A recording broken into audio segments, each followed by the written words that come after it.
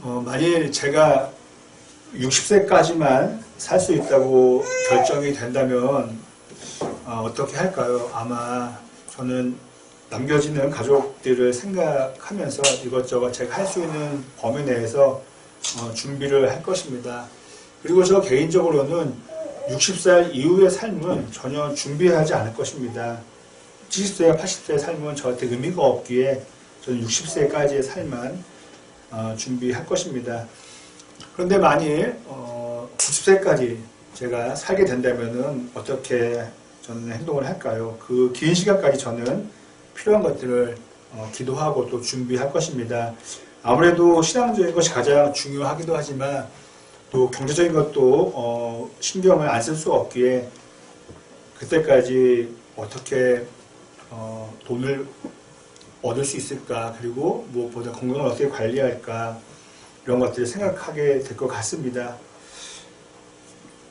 만일 제가 스스로 몸을 잘 관리하지 못해서 몸이 아프게 된다면은 90세까지 장수를 한다 해도 좀 힘든 삶을 살게 될 거라 생각합니다. 여담이지만 저희는 무엇보다 건강 관리를 잘 해야 할 것입니다. 자, 그럼 우리의 삶이 60세, 90세로 이렇게 끝나지 않고 죽음이 시작되고 그 문이 열려서 저희가 영원한 시간으로 이어진다면은, 다시 말해 우리의 삶이 유한적이지 않고 제한적이지 않고 영원한 시간을 살게 된다면은 우리는 어떻게 해야 할까요?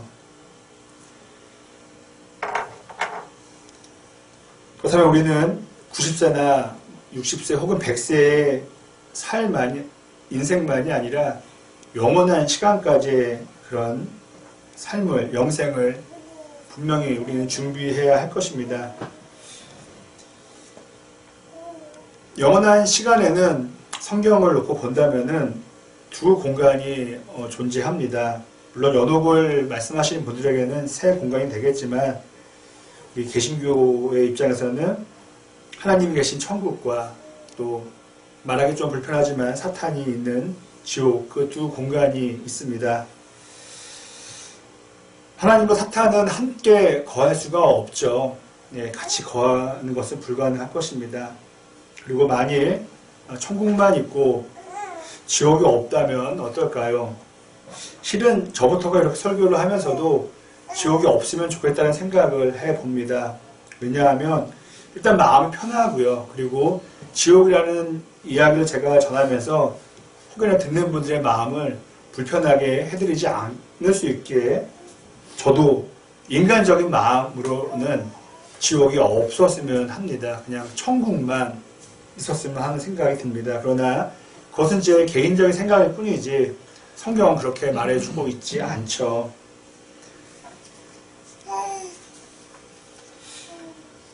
천국과 지옥이 있는 이유는 우리가 믿는 하나님이, 또 예수님이 어디에 계신지를 생각하면은 우리는 그 이유를 알 수 있습니다.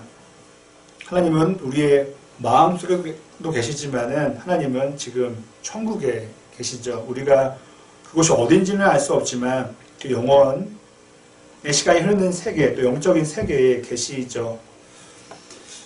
그리고 만일 앞서 말씀드린 것처럼 지옥이라는 공간이 없다면은, 모두가 천국으로 가게 된다면은 기본적인 용어로서 구원자 혹은 그리스도라는 단어는 전혀 필요가 없습니다. 어딘가 위험의 가운데, 어딘가 힘든 가운데 있어야 구원이라는 말이 있는 거죠. 그리고 지옥이 없고 다 천국으로 우리가 가게 된다면은 이 땅에 예수님께서 오실 이유는 없으셨을 것입니다. 설령 천국만 있다고 한다면은 예수님께서 이 땅에 오셔서 천국에 대한 설명만 전하고 가셔도 됐을 것입니다. 지옥이 없었다면은, 다 천국만 가게 된다고 했다면은 십자가에서 그렇게 피 흘리시면서 비참하게 죽으실 필요는 전혀 없으셨을 것입니다. 저희가 잘 아는 대로 바울은 순교를, 죽음을 각오하고 이탈리아 로마로 향했습니다. 그는 죄수의 신분으로 이탈리아를 향했지만은 로마로 갔지만은 그는 충분히 감옥을 피해 다른 곳으로 갈 수 있었습니다. 자기 발로 감옥을 가게 되었다고 할 수 있죠. 그리고 설령 감옥에 갇혔다 할지라도 이제 예수님을 안 믿고 저 복음 전하지 않아요 라고 그렇게 얘기했다면은 그는 그 말 한마디로 분명히 석방되었을 것입니다. 자, 그럼 왜 좀 표현이 그렇지만은 그렇게 대단했던, 그렇게 소위 말해 잘났던 바울이 왜 죽을 것을 알면서도 로마로 향했던 것일까요? 심하게 말하면 정말 죽으러 간 거였어요. 로마로요.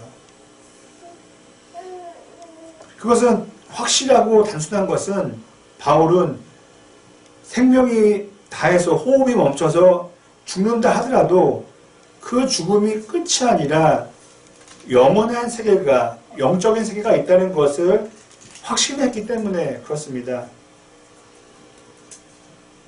그는 저희가 잘 아는 대로 시리아의 다마스쿠스로 가다가 신비한 현상 가운데 예수님을 만났죠.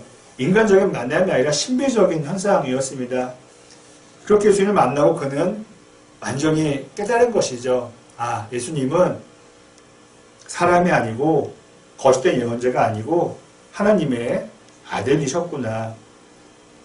그리고 성경에는 나와 있지 않지만 충분히 우리가 생각해 볼 수 있는 것은 아, 그분은 지금 천국에 계시고 그리고 그분이 말씀하신 대로 예수님을 통해서만 그곳으로 갈 수 있구나 라고 바울은 깨달았던 것이죠. 다마스쿠스로 가는 길에서 말입니다. 그럼 바울은 오늘 본문 10절에서 다음과 같이 자신의 소망, 자신의 바람을 얘기해 주었습니다. 화면을 계속 고정해 주었으면 합니다. 제가 말씀을 읽어드리겠습니다. 내가 바라는 것은 그리스도를 알고 그분의 부활의 능력을 깨닫고 그분의 고난에 동참하여 그분의 죽으심을 본받는 것입니다. 이것은요 아주 순차적으로 이루어지는 내용입니다. 자, 그럼 한번 천천히 말씀을 한번 살펴보겠습니다. 바울이 그렇게 바랬던 것은 예수님을 아는 것이라고 했습니다. 좀 우리가 봤을 때 조금 더 자세하게 설명한다면은 알아가는 것이라고 말하는 게 더 낫지 않을까 합니다. 예수님은 모르진 않았죠. 다 알았죠. 하지만은 예수님에 대해서 더 알고자 그는 원했다는 것입니다. 바울이 사역을 할 때에는 예수님은 계시지 않았죠. 승천하셔서 하나님께로 가셔서 저희가 사도신경에서 외우는 것처럼 하나님의 오른쪽에 앉아 계시는 상황이었습니다. 그럼 예수님을 바울은 어떤 경로를 알 수 있었을까요? 그것은 저희가 역시 어렵지 않게 생각할 수 있습니다. 기도를 통해서 예수님을 알아갔을 것입니다. 더욱더 알아갔을 것입니다. 대화를 하면서 그는 알아갔을 것입니다. 혹은 계시를 받아서 알아갔을 것입니다. 그리고 당시에 구약 성경을 통해서 그 안에 숨겨진 예수님을 발견하면서 예수님을 알아갔을 것입니다. 그리고 베드로를 비롯한 예수님의 제자였던 다른 사도들과 대화를 하면서 또 그들의 메모를 읽으면서 예수님을 더욱더 깊이 있게 알아갔을 것입니다. 그것이 바로 바울의 소망이었다는 것입니다. 그렇습니다. 우리는 기도 그리고 성경 읽기를 통해서 예수님을 가장 잘 알아갈 수 있습니다. 그런데 아쉽게도 이 알매 과정이 없고 그로 인한 예수님에 대한 알미 점점 없고 작아지기 때문에 우리 안에 활활 타올라야 할 신앙의 불꽃이 조금씩 작아지는 것이죠. 그것은 목회자이든 평신도이든 오래 믿었던 짧게 믿었던 모두에게 해당됩니다. 그렇게 활활 타올라야 할 불꽃이 점점 작아지니 나의 갈 길을 비춰주지 못하는 것이죠. 또 내가 잘못하는 것을 또 볼 수가 없는 것이죠. 또 심지어 다 경험해 보셨을 것입니다. 한 일주일만 혹은 한 달만 기도하지 않고 말씀 읽지 않는다면요, 신앙의 불꽃이 아마 꺼져버릴 수도 있을 것입니다. 이어서 우리는 바울의 말씀을 제가 읽어드린 말씀을 화면에서 보신다면은 그리스도를 알게 되면은 그 다음으로 이어지는 과정이 그 모범적인 과정이 바로 예수님의 부활의 능력이라는 것입니다. 물론 우리는 예수님을 알게 되면은 당연히 저부터가 복을 받고 싶어하고 또 문제를 해결받고 싶어 합니다. 하지만은 바울을 통해서 알 수 있는 것은 결국에는 예수님에 대한 알매 그 다음 단계는 예수님의 부활, 그 능력이라는 것이죠. 그것이 가장 중요하다는 것입니다. 사실 부활의 이 넓은 개념에는 다 들어있습니다. 복이 없던 삶에서 복이 있는 삶으로 바뀌는 것이 부활의 한 부분인 것이죠. 그리고 문제 있는 삶에서 문제가 풀리는 건 역시 부활의 한 부분이라고 우리는 말할 수 있습니다. 그러다 보니까 저의 기도만 봐도 그 상황이 나아지는 기도를 하면서 그냥 이 땅에서만 멈춰 있을 때가 있습니다. 하나님, 제가 잘 지내게 해주세요. 제 자녀가 잘 지내게 해주세요. 때로는 돈이 필요합니다. 건강이 필요합니다. 라고 기도하면서 이 땅 안에서만 갇혀 있을 때가 있습니다. 하지만 저희 예수님을 알면 알수록 조금 더 신앙의 폭과 깊이가 넓어지면서 우리는 이 세상을 당연히 보지만은 다음 세상을 우리는 생각을 안 할 수가 없게 됩니다. 아주 기초적인 질문이고 제가 저희 교회에서나 다른 교회 가서 설교를 드릴 때 가장 많이 하는 말씀 중에 하나가 이것입니다. 지금 우리가 예배를 드리고 있습니다. 하나님을 향해서 예수님을 향해서 예배를 드리고 있는데 지금 그분들이 어디에 계시냐는 것입니다. 바로 천국에 계시는 것이죠. 그렇게 우리의 기도 그리고 우리가 생각하는 부활의 능력은 돈과 혹은 명예나 어떤 문제 해결만이 아니라 다음 세상 천국으로까지 이어져야 한다는 것입니다.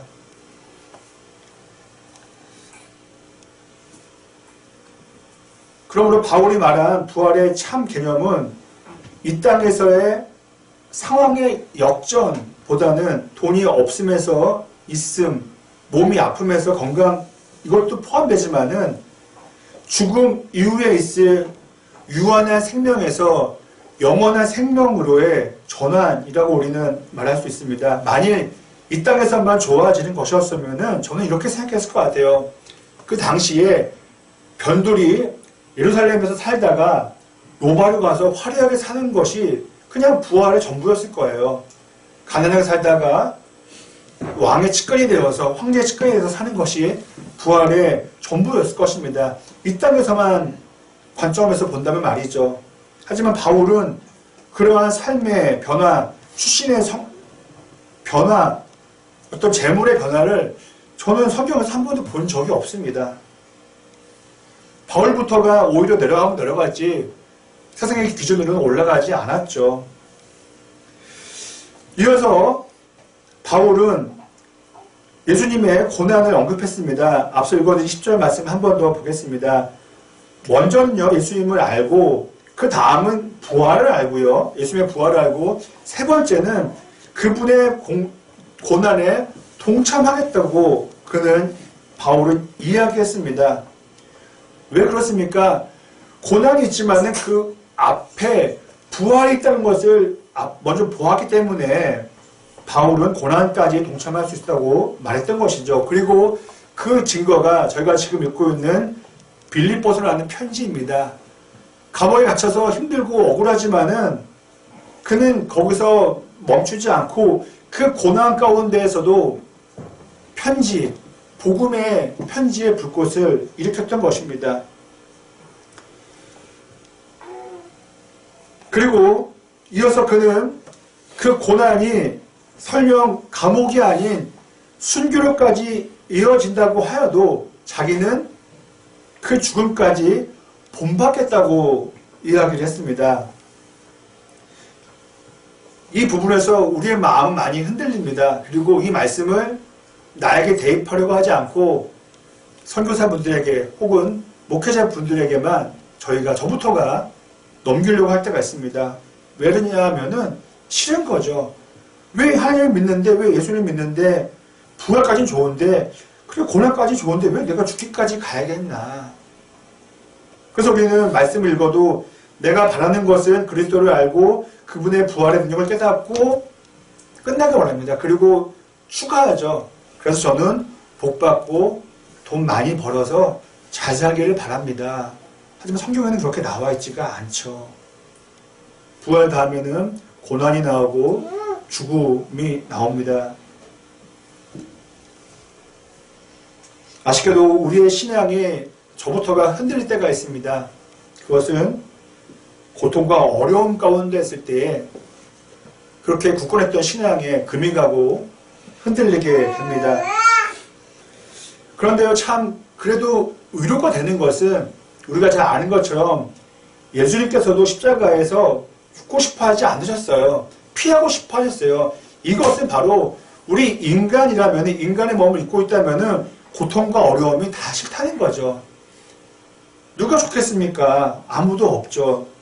그러나 역시 예수님께서 보여주신 것처럼 마침내 하나님의 뜻에 따르겠다고 하셔서 예수님은 십자가를 지셨습니다. 그러므로 저와 여러분이 예수님을 믿고 또 그분의 제자이고 하나님의 자녀라면은 예수님께서 기도하신 것처럼 우리의 뜻이 아닌 싫어도 하나님의 뜻이라면 우리는 고통을, 어려움을 감당해야 한다는 것입니다. 이 부분이 저도 말은 하지만은 너무너무 어렵죠. 제가 오늘 집에 들어갔는데 뭐 큰 문제가 생겼어요. 뭐 자동차가 뭐 사고가 났어요. 그때 이 말씀을 읽으면서 기억하면서 그래, 내가 실수하지 않고 사고가 났어. 고난과 어려움이 있지만 이겨내야지 라고 생각하기에는 정말 어려울 거예요. 하지만 그래도 말씀이 진리의 말씀이기에 어떻게든 순종해 보려고 노력을 할 것입니다. 한 번 더 말씀드립니다.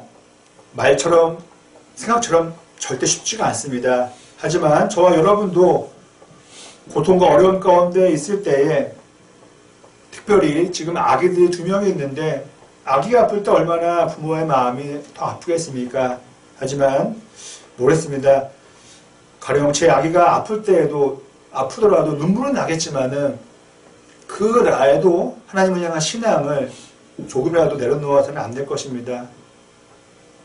그래서 예수님, 저도 바울이 그랬던 것처럼 이 힘든 시간을, 아기가 아픈 시간을, 우리 부모님이 아픈 시간을, 내가 어려운 시간을 묵묵히 이겨낼 수 있게 해주세요. 부활을 믿습니다. 구원을 믿습니다라고 우리가 기도했으면 좋겠습니다. 자, 이제 끝으로 11절의 말씀을 읽어드리겠습니다. 이건 역시 화면에 고정해 주시기 바랍니다. 제가 읽어드리겠습니다. 그리하여 나는 어떻게 해서든지 죽은 사람들 가운데에서 살아나는 부활에 이르고 싶습니다. 이것은 처음 예수님을 믿은 사람의 고백이 아니라 바로 그 대단한 사도 바울의 고백이었습니다. 이것만 놓고 본다면은 구원 받는 게 천국 가는 게 그렇게 쉬운 게 아니라는 것입니다. 한 100번은 얘기 드린 것 같습니다. 믿으면 천국 가는 것 같습니다. 하지만 그 믿는다는 게 상당히 어렵다는 것이죠. 앞서 읽어드린 10절의 말씀은 지금 읽어드린 11절을 위하는 그것을 11절을 위한 말씀이었습니다. 즉 11절이 목적인 것이죠.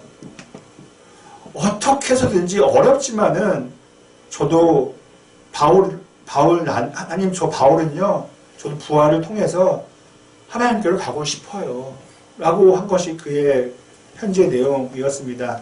즉 천국에서의 영원한 소망이 바울의 간절한 소망이었던 것이죠.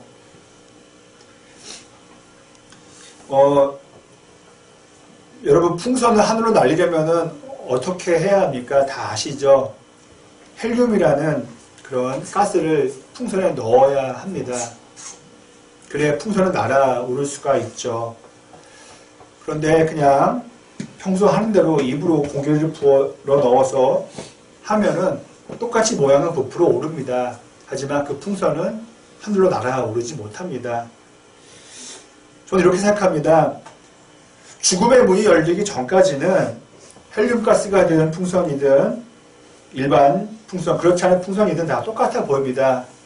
다 날 것처럼 보여요. 하지만 언젠간 저희가 맞이하게 될 죽음의 문이 열리게 되면은 분명한 것은 헬륨가스만 들어있는 풍선만 하늘로 날아오르게 될 것입니다. 그 풍선에 이건 고목새 풍선, 이것은 예수님은 태어날 때부터 믿었던 사람의 풍선이라 하더라도 그 안에 헬륨가스가 없으면은 날아올 수가 없죠. 그리고 그 헬륨가스를 바꿔 말한다면은 바로 성령입니다.